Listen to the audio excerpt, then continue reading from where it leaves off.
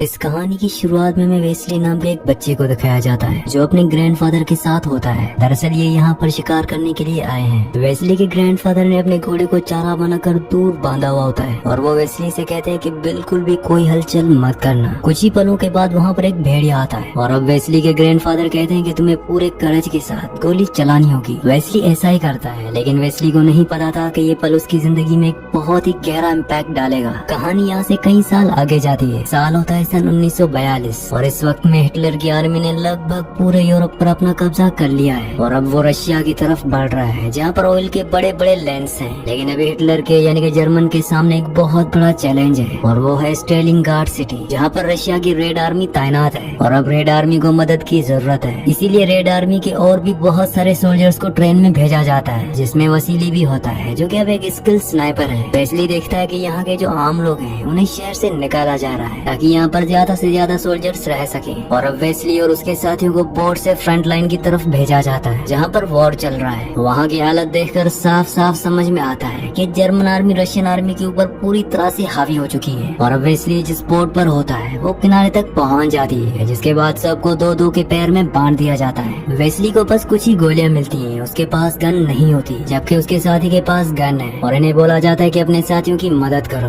Wesley अब आगे बढ़ता है और जल्दी वो अपने साथी से अलग हो जाता है। उसके पास कोई भी गन नहीं है और अगर उसे अपने आप को बचाना है तो उसे छुप कर रहना होगा, क्योंकि जर्मन्स लगातार अटैक कर रहे होते हैं और जो भी रशियंस भागने की कोशिश कर रहे होते हैं उन्हें अपने ही ऑफिसर्स मार रहे हैं। जल्दी चारों तरफ हमें रेड आर्मी यानी कि रशियन सोल्जर्स की डेड बॉडीज दिखती हैं। तभी वहाँ पर एक गाड़ी आती है जिसके ऊपर टैंक से हमला किया जाता है, पर इससे पहले कि गाड़ी ब्लास्ट होती है उसमें से कॉमिसर टेनेलोफ कूद जाते हैं और डेड बॉडीज के बीच में छुप जाते हैं। तभी वहाँ पर जर्मन सोल्जर्स आते हैं और गोलियां चलाना शुरू कर देते हैं, पर ऑफिसर की किस्मत अच्छी होती है कि वो बच जाते हैं। और अब जर्मन सोल्जर्स के वापस जाने के बाद वो एक डेड सोल्जर की गन उठा लेता है और निशाना लगाने की तैयारी करता है, पर उन्हें एहसास होता है कि गन में गोलियां नहीं है। तभी वेस्ली उनके पास आ जाता है। वो खुद भी बॉडीज के बीच में छुपा हुआ था। उसके पास कुछ ही गोलियां होती है जो वो कॉमिसर को दे देता है और कहता है कि जल्द से जल्द हमें सभी जर्मन सोल्जर्स को मारना होगा, क्योंकि वो उस जगह को ब्लास्ट करने वाले हैं जिसमें हमारी मौत हो जाएगी। लेकिन कॉमिसर बहुत हेजिटेट होता है, इसीलिए राइफल वो वेस्ली को दे देता है और अब वेस्ली अपने सटीक निशाने से एक एक करके सभी जर्मन सोल्जर्स को स्नाइपर्स को मार देता है। कॉमिसर वेस्ली के सटीक निशाने से बहुत इम्प्रेस हो जाता है, जिसके बाद इन्हें रेस्क्यू करके हेडक्वार्टर लाया जाता है। लेकिन कॉमिसर वेस्ली ने जो काम किया होता है वो उसके पैम्पलेट छपवाता है। वहीं रशियन कमांडर्स बहुत ज्यादा परेशान होते हैं, क्योंकि रशियंस का जो डिफेंस है वो बहुत ज्यादा कमजोर है। इसीलिए वो एक बार फिर से स्ट्रेटेजी बनाते हैं और मीटिंग करते हैं, जिसमें कॉमिसर भी होता है। कॉमिसर कहता है कि अगर हम इस जंग को जीतना चाहते हैं तो हमें अपने सोल्जर्स के दिलों में उम्मीद यानी कि होप जगानी होगी, जिसके लिए हमें एक हीरो की जरूरत है। सीनियर ऑफिसर उसे अपने साथ ले जाता है और पूछते हैं कि ये कैसे होगा। कॉमिसर उन्हें वेस्ली के बारे में बताता है और कहता है कि उसकी हीरोइक स्टोरी को भी न्यूज़पेपर पर छपना चाहिए, ताकि रशिया के जितने भी जवान हैं, जितने भी सोल्जर्स हैं, उन सब के दिलों में एक उम्मीद जाग सके और वो जर्मन्स का सामना कर सके। इसके बाद वेस्ली ने जो किया था वो आर्मी न्यूज़पेपर पर छप जाता है और जल्दी वेस्ली के बारे में पूरी कंट्री को पता चल जाता है। साथ ही उसका जो ट्रांसफर होता है वो स्नाइपर डिवीजन में कर दिया जाता है। इस न्यूज़पेपर को जर्मन्स भी पढ़ते हैं और जर्मन का जो सीनियर स्नाइपर होता है वो ऑर्डर देता है कि किसी भी कीमत पर वेस्ली को मारना होगा। वहीं वेस्ली को दिखाया जाता है जो एक मिशन पर होता है। वहाँ पर उसे एक बच्चा मिलता है जिसका नाम शाशा है। शाशा उसे देखकर बहुत खुश हो जाता है, क्योंकि वो एक वॉर हीरो है। शाशा वेस्ली को अपने घर ले जाता है, जहाँ पर कॉमिसर भी आ जाता है, जो वेस्ली को बहुत सारे लेटर्स देता है जो उसके फैंस ने उसे लिखे होते हैं। वो कहता है कि तुम्हें इन्हें रिप्लाई करना चाहिए। तभी यहाँ पर एक लड़की आती है जिसका नाम तानिया है। ये भी एक सोल्जर है जो उसी ट्रेन में यहाँ तक आई थी जिसमें वेस्ली आया था। वेस्ली कहता है कि मैंने तुम्हें ट्रेन में देखा था,